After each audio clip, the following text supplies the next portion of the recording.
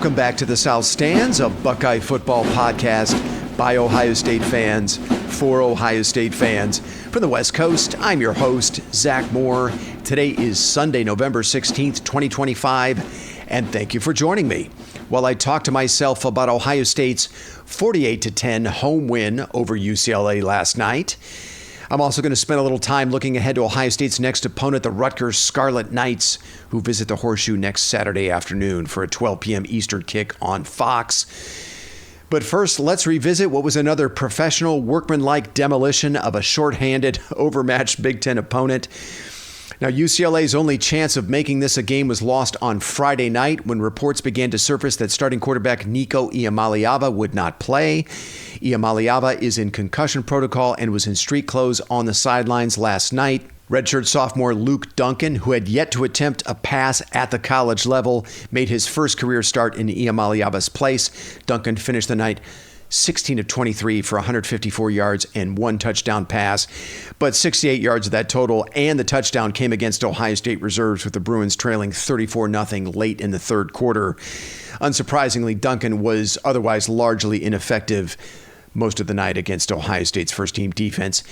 The Bruins didn't have much luck running the ball against the Buckeyes either, only 68 yards rushing on 25 carries for 2.7 yards per attempt. Really, the only newsworthy item to come out of last night was the health of star receivers Jeremiah Smith and Carnell Tate. After a 10-catch, 137-yard performance last Saturday against Purdue, Smith only played 22 snaps last night. He caught 4 balls for 40 yards, which included a gorgeous one-handed 18-yard catch in the first quarter. But he didn't really look like himself running around out there on the field. He was seen limping off the field after the game. I'm personally wondering if the injury that he sustained against Illinois, where he was flipped over on his head, it looked like he was holding his back. I'm wondering if that injury is bothering him again. And for the second game in a row, Carnell Tate did not play. Only last night he was not in uniform. He was in uniform against Purdue last Saturday. Doug Lesmerises asked Ryan Day after the game if he had any long-term concerns about Smith or Tate, and he got a very quick and decisive no from Day, so that's a pretty good sign. Now, the absence of Smith and Tate certainly had an effect on the passing game. Julian Sain finished the night 23 of 31 for only 184 yards at 5.9 yards per attempt. After Smith left the game, Sain was only 5 of 11 for 37 yards. Now, UCLA doesn't do much of anything well, but at least statistically, they've been pretty good defending the pass. The Bruins came into this game 27th nationally in pass defense, and after Smith left the game, they were able to take away the vertical passing game and force Julian Sain into a lot of short and intermediate throws.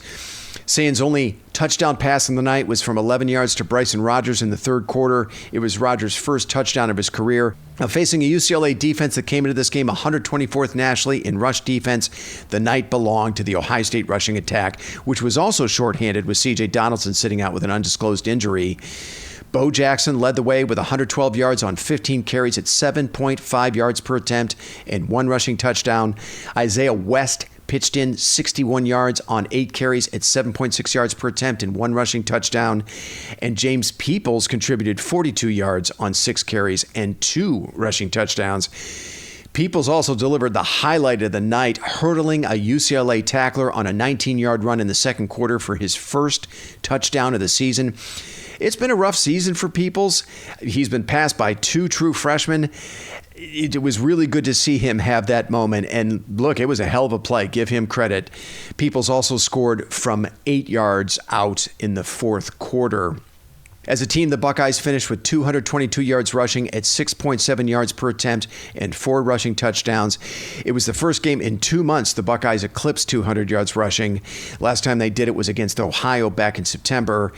Now, I would caution fans about getting too excited about those numbers because I'm not sure how much of what we saw last night in the run game is transferable to opponents like, Michigan and Indiana and whatever playoff opponent Ohio State will face. Again, UCLA has one of the worst rush defenses in the country. So as I always do on Sunday, I'm going to tick down a short list of observations from this game. Then I'm going to spend a few minutes looking ahead to Ohio State's next opponent, Rutgers. Now, it had no effect on the outcome last night, and it probably won't next Saturday against Rutgers. But if Jeremiah Smith and Carnell Tate cannot play or are limited on November 29th in Ann Arbor, the Buckeyes could be staring down the barrel of a fifth straight loss to Michigan. Folks, Smith and Tate have to be as healthy as possible for that game. Period. Full stop. I just don't think Ohio State can beat Michigan without those two, and I'm not sure that they could beat Indiana either in the Big Ten title game if they get there without Smith and Carnell Tate. And I'd certainly have major concerns about any kind of a playoff run if one or both are unavailable. Because look, Smith and Tate, they unlock the full potential of this offense. We know that because we've been watching it all season. They are the best receiver duo in America. And look, we got a glimpse of what the Ohio State offense looks like without them in the second half last night. Again, Julian Saint was only 5 of 11 for 37 yards after Smith left the game, and only 5.9 yards per attempt on the night for Saint. Again, UCLA actually has a respectable pass defense that, at least statistically, is better than Michigan's. Michigan is 47th nationally in pass defense, but Indiana is 11th. And as we know, in the CFP, the Buckeyes will be facing defenses, in the top 10, in the top 15. Look, I think Doug Lesmerises hit the nail on the head in the postgame last night when he said that the only thing that really matters, the only discussion that's really worth having about this team right now is the health of Smith and Tate. And the other thing what Lesmerises reminded us of is that we aren't that far removed from the Jackson Smith-Njigba injury back in 2022. And we remember how hugely impactful his absence was late in that season. I mean, you could argue Smith-Njigba's injury cost Ohio State a national championship that season. Now, we have to take Ryan Day at his word that the injuries to Smith and Tate aren't long-term.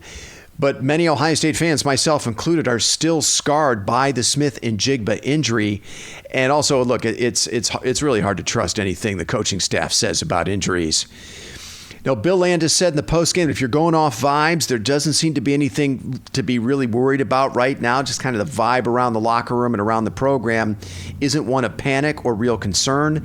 And I trust Landis's view on this sort of thing. The rest of the Ohio State beat seems to have a similar view of the situation. So, look, it's a situation worth monitoring, but I don't think we're in panic mode just yet. And it'll be interesting to see if Smith and Tate play at all against Rutgers next Saturday. I'll get into the Scarlet Knights in a minute, but we're talking about a team that's lost 5 of their last 7, and they rank dead last in the FBS, 136th in defensive yards per play. They're allowing their opponents a whopping 7.5 yards per play this season. So if needed, I think Ryan Day can afford to rest Jeremiah Smith and Carnell Tate in that game, but more on that in a minute. It was a get-right game for the Ohio State offensive line, albeit against a very limited UCLA defense, especially when it comes to pass rush. Right tackle Phillip Daniels returned from injury and in 57 snaps played his best game of the season. Despite allowing the game's only sack, Daniels received far and away his highest PFF grades of the season with an overall grade of 90.1, a run blocking grade of 91, and a pass blocking grade of 77.7. His overall and pass blocking grades led all Ohio State offensive players, not just the offensive linemen. So it was good to see Daniels play at a really high level yesterday. Austin Sareveld also graded out very well across the board with an overall grade of 83, a run blocking grade of 81.1, and a pass blocking grade of 79.7. Sareveld continues to play at a first-team All-Big Ten level this season. Luke Montgomery and Carson Hinsman also graded out well in this game with overall grades of over 70. With top reserve Josh Padilla out again last night, we saw a lot of Gabe Van Sickle, the sophomore, at right guard in Tegra Chabola's place. Van Sickle played 44 snaps last night. Chabola only played 26. Now, Van Sickle's PFF grades weren't great, 55.7 overall, 57.2 in run blocking, and he finished with the team's worst pass blocking grade of 38.9. But what's notable about Van Sickle getting so many reps is the coaching staff is still clearly looking for answers at right guard. They're not happy with the play of Tegra Chabola. And what Van Sickle's 44 snaps last night tells me is if and when Josh Padilla is able to play, he's likely going to start over Chabola and get the lion's share of snaps at right guard. After 15 years, the Buckeyes finally had a kickoff return for a touchdown last night, courtesy of Lorenzo Styles Jr. After UCLA's only touchdown drive of the game at the end of the third quarter, Styles Jr. returned the ensuing kickoff 100 yards for the program's first kickoff return for a touchdown since Jordan Hall's 85-yard kickoff return for a touchdown against Michigan way back in 2010. I was actually at that game. I saw that play in person. Count me among the many Ohio State fans who had underestimated and dismissed Styles Jr. as a key contributor for this team. When I had heard that Styles would start at slot corner for this defense, I didn't think he'd be able to hold on to that job. I was certain a younger player like Devin Sanchez or Aaron Scott Jr. would eventually beat Styles Jr. out for that position. But Styles Jr. has been a very solid defensive back for this team, and he's a player Matt Patricia likes to use all over the field. In 295 snaps this season, Styles Jr. has played 152 in the slot, 92 at free safety, and 39 in the box. His PFF grade for coverage is up 16 points from last season to 64.3, and his overall PFF grade is up 12 points from last season to 65.7.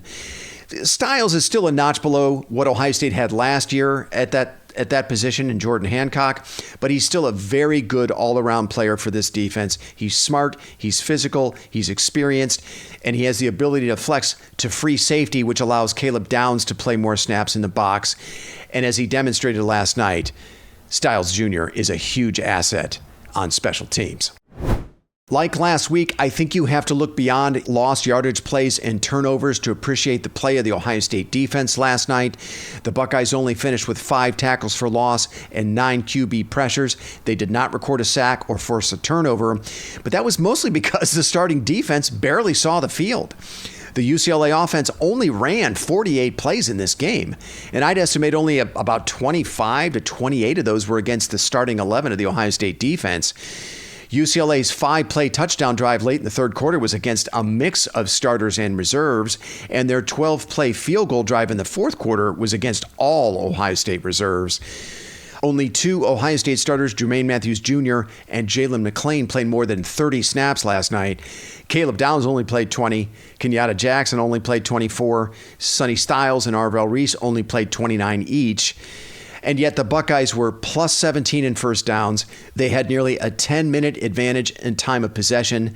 They held the UCLA rushing attack to only 2.7 yards per carry, and UCLA finished the night with only 222 yards of total offense at 4.6 yards per play. Caleb Downs finished as the unit's highest graded defensive player, according to PFF, with an overall grade of 81. Downs, Caden McDonald, and Kenyatta Jackson and the Styles brothers each had a tackle for loss in this game. Sonny led the Buckeyes in tackles with 7. Look, it wasn't flashy. It was just great team defense. And Matt Patricia was able to limit the wear and tear on his starters and get valuable playing time for his reserves. That is a huge luxury at this time of the season. Not counting the COVID-shortened 2020 season, last night's win secured the Buckeyes their 13th straight season of 10 or more victories. And for Ryan Day, this is his 7th season coaching the Buckeyes to 10 or more wins. The only season Day did not reach 10 or more wins was, again, the COVID-shortened 2020 season, in which the Buckeyes actually went to the national title game. As a program, Ohio State only has 2 seasons over the last 20 in which they won fewer than 10 games. And again, one of those was the 2020 season. That is remarkable consistency, folks. I mean, you'd be hard-pressed to find an organization across college or professional sports that's won more consistently than Ohio State football over the last 2 decades. And as we know, the tradition of winning football in Columbus goes back much further than that. So let's just pause and appreciate that, Ohio State fans. Okay, let's have a quick look at Ohio State's next opponent, Rutgers, led by former Buckeye defensive coordinator Greg Schiano. The Scarlet Knights will invade the Horseshoe next Saturday for a noon Eastern kick on Fox. The early line for this game is Ohio State minus 33.5. The over-under is 55.5. This will be the 11th meeting between these programs, and Ohio State has never lost to Rutgers. They are a perfect 10-0 in this series, and that includes a 35-16 win over the Scarlet Knights in Piscataway back in 2023, which was the last time these two teams played. After a 3-0 start this season, Rutgers has lost 5 of their last 7. They come into this game at 5-5, and that record includes a 35-20 win over Maryland last Saturday in Piscataway. Rutgers was idle yesterday. Now, Greg Schiano's teams in Piscataway tend to be defense-first squads with run-oriented offenses, but that has not been the case this season. Rutgers comes into this game with one of the more potent passing offenses in the Big Ten and the entire country. They're 22nd nationally in passing offense. I mean, without looking it up, that has to be the highest any of Greg Schiano's offenses has ever ranked in that statistic. The Scarlet Knights are also 39th nationally in total offense, and they're tied for 56th in scoring offense, again, well above average in those areas. The Rutgers offense is led by senior quarterback Ethan Kaliakmanis. Kaliakmanis began his career at Minnesota, then transferred to Rutgers last season, and he's having far and away the best season of his career. Kaliakmanis is second in the Big Ten in passing, averaging just over 270 yards passing per game. He's completing 62% of his passes for just over 2,700 yards at 8.3 yards per attempt with 17 touchdowns and 7 picks. Now, the Rutgers offensive line has had trouble protecting Kaliakmanis.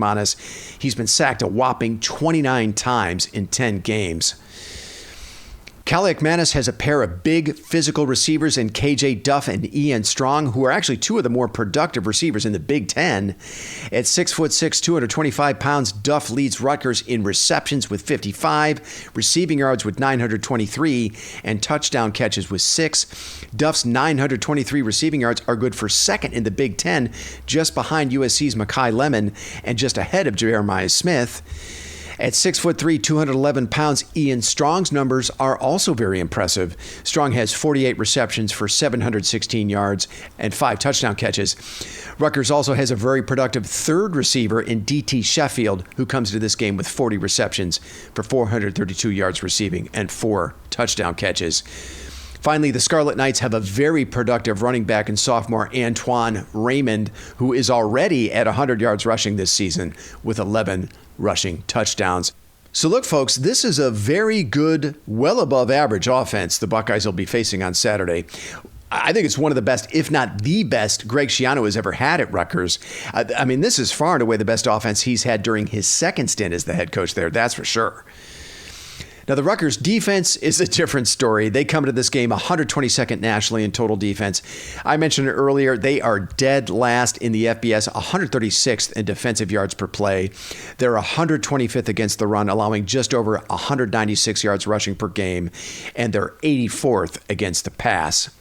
On defense, keep your eye on edge Eric O'Neill, the JMU transfer, who leads Rutgers in pressures with 32 and sacks with 2.5. Cornerback Bo Mascow is another player to watch on this defense. Mascow is their highest graded defender according to PFF with an overall grade of 76. He also has an excellent PFF coverage grade of 81.5. Finally, keep your eye on senior safety Jet Elad, who spent 2 years at Ohio University and 2 at UNLV before transferring to Rutgers. Elad leads the Scarlet Knights in tackles with 59 and interceptions with 2. Now, the closest comp to what Rutgers will face in the Horseshoe on Saturday is Oregon. Rutgers was embarrassed by the Ducks 56-10 at home back on October 18th. They trailed 42-3 at halftime of that game. The Ducks held Ethan Kaliakmanis to 8 of 25 for only 79 yards passing and 2 picks. That game, look, that stands out as a complete outlier because against every other defense Kaliakmanis has faced this season, he's been very productive. I mean, if you look at his game log, he's thrown for over 250 yards in almost every other game, and he has 4 300-yard passing performances this season, and one of those was against an excellent Iowa defense. So, look, I think Kaliakmanis and these Rutgers receivers are likely to be a pretty good challenge for the Buckeye defense in this game. And the Buckeyes also have to account for a pretty good running back in Antoine Raymond, who, as I mentioned, has already hit the 1,000-yard mark this season. With the statuses of Jeremiah Smith and Carnell Tate up in the air for this game and the Ohio State defense facing a pretty good challenge, from this Rutgers offense, I don't think it's completely out of the realm of possibility that this could be a competitive game for a while. And with the Michigan game looming the following Saturday, it's possible the Buckeyes might not be entirely focused on the task at hand. So I'm setting my concernometer for this game at a 4. Again, the line is Ohio State minus 33.5. The over-under is 55.5. Ohio State is 8-1-1 against the spread this season. Now, last night, Julian Sayin tweaked his ankle after being hit on a pass attempt in the first half, and you have to wonder, watching that and then taking into account the health of Smith and Tate, will Ryan Day want to take any chances with the well-being of his passing attack in this game 1 week before the Michigan game? I don't know. I don't know. I mean, I guess there is some merit to letting Julian Sayin, sling it around and develop a rapport with some of his other receivers in case he has to lean on those guys in the event that Smith and Tate are limited or can't play against Michigan. But I tend to think Ryan Day is going to play it a little bit more conservatively against one of the worst rush defenses in the FBS. I think Day will lean on his running game next Saturday. I think he's going to control the clock, shorten the game, and try to keep the ball away from one of the Big Ten's better passing offenses. I'm taking the under, and I don't think the Buckeyes will cover those 33.5 points. I've got Ohio State winning this one 38-13. Then it's onward and upward to Ann Arbor for what we think is a spot in the Big Ten title game if the Buckeyes win it. Okay, that's going to do it for me. Look for a recap of the Rutgers game as well as a preview of the game against that team up north next Sunday afternoon. Until then, thanks so much for listening, and go Bucks.